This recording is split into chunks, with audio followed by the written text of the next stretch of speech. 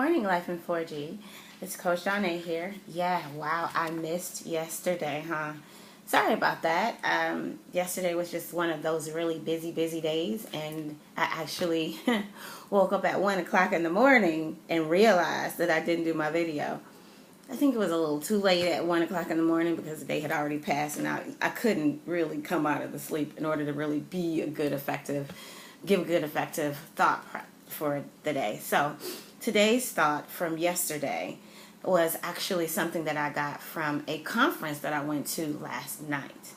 And I try my best every day to get a new, fresh thought so that I can give it to you guys from where I received it, so that it's not something that's stale and old or something that's rethought or you canned, basically. So here it is. One of the things that my friend Pam, actually, she's a minister.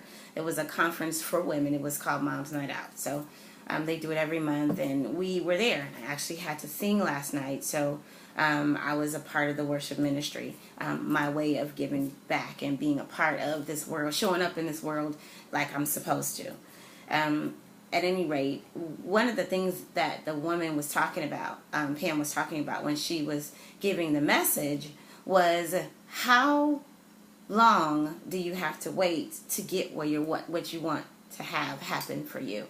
How much faith do you need, and do you have the courage to continue and believe until you get it? So she talked, of course, about the woman with the issue of blood, and how she was 12 years waiting until she got her healing.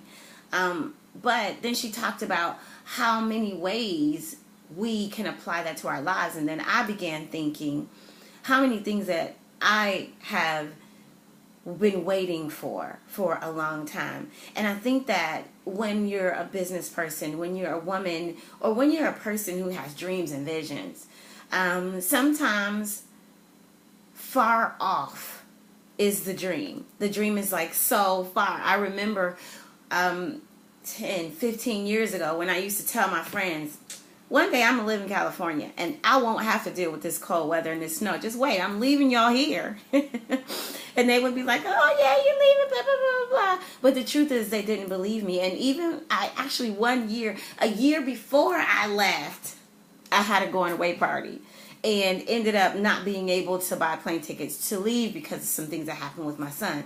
So all my friends were like, of course, at that point, you really ain't going nowhere. But the truth of the matter is, yes, I was. And it took me about 10 years, maybe 15 years, because when I really got serious about moving to California, I started talking about it with my ex-husband, who had lived in California before and didn't want to move anymore. He didn't want to be away from everybody because he'd already experienced that.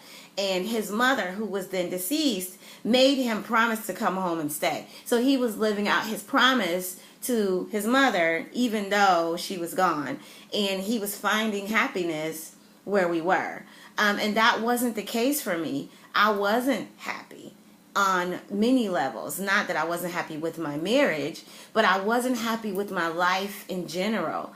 I had happiness moments, peaks of happiness, but even in that, I still wanted to be where there was no snow, where snow was foreign to me. And it took me a long time to literally get to the place. It took from 26 to 40. I can give you the honest 26. I married him we got married when we were 26. I moved to California and when I was 40. That was my present to myself at 40 years old. I don't have a reason to be here. I can stop stalling now. I can stop saying this, that, or the other, and I can actually feel the fruits of my dream of being away from cold and snow and below zero temperatures happen for me. And the difference between my life then, my level of happiness, the things that I love about me are so vast. Literally, I've heard that term unrecognizable before. Excuse me. And I didn't really know until this moment. But that my life, inside and out, is completely unrecognizable. from those times when I hated the cold and when I hated the snow and when I hated the street that I lived on and I hated the house that I lived on in and I hated my job and I loved my family, but I hated always being so cold, and the sacrifice that I made to be where I am right now was so great and so mind-boggling for so many people, but it was so right for me. And I waited 12 years, maybe 15, well, I don't even know how long. My math is not working because the tears are there.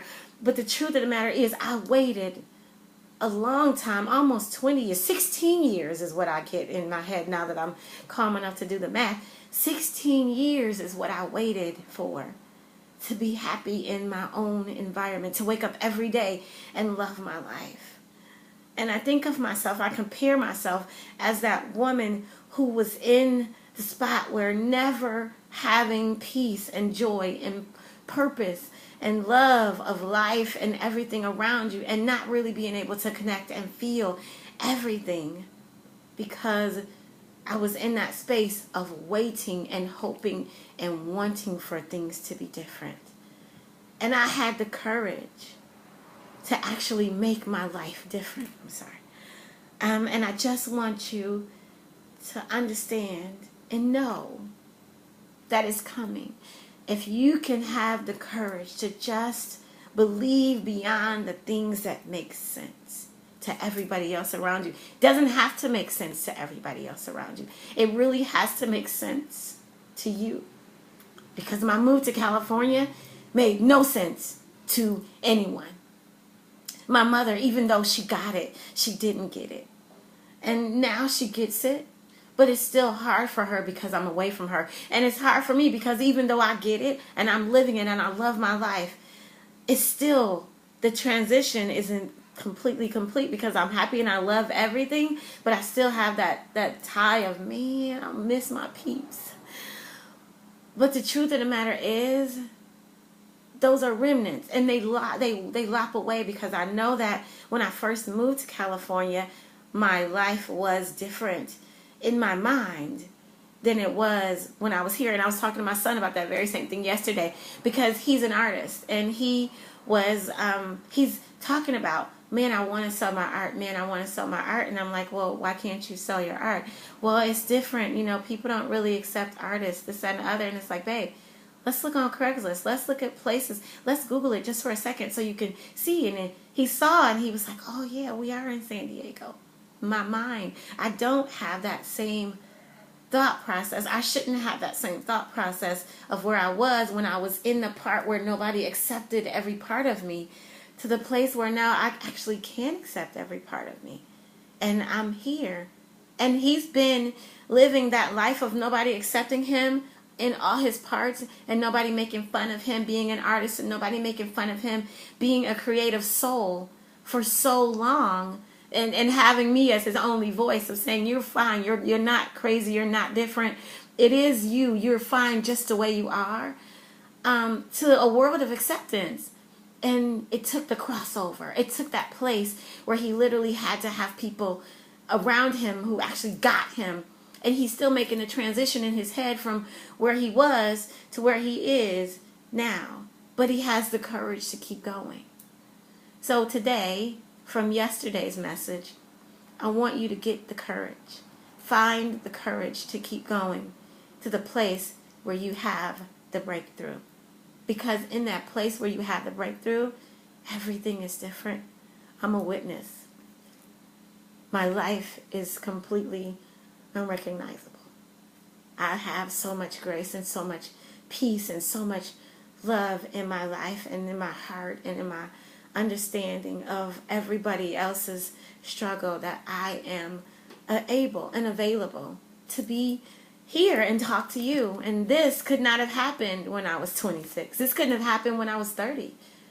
And it's happening now because I'm in this place where I had courage to say, I want the life that I want no matter what. So, have courage today. Grab hold of the courage. And be yourself.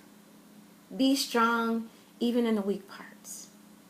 Because in the courage that you grab and the press that you do with the courage that you have is your breakthrough. So, beyond my tears today, life in 4G is living in God, living a life of giving, living a life of gratitude, and living unapologetically in your greatness. Have a wonderful day. And if you enjoyed this video, please like and share it. Please subscribe to my YouTube channel and pass on the message that courage to grab hold of your future may take a while to get you where you're trying to go. But keep the courage and keep reaching and grabbing and do what you need to do to get there.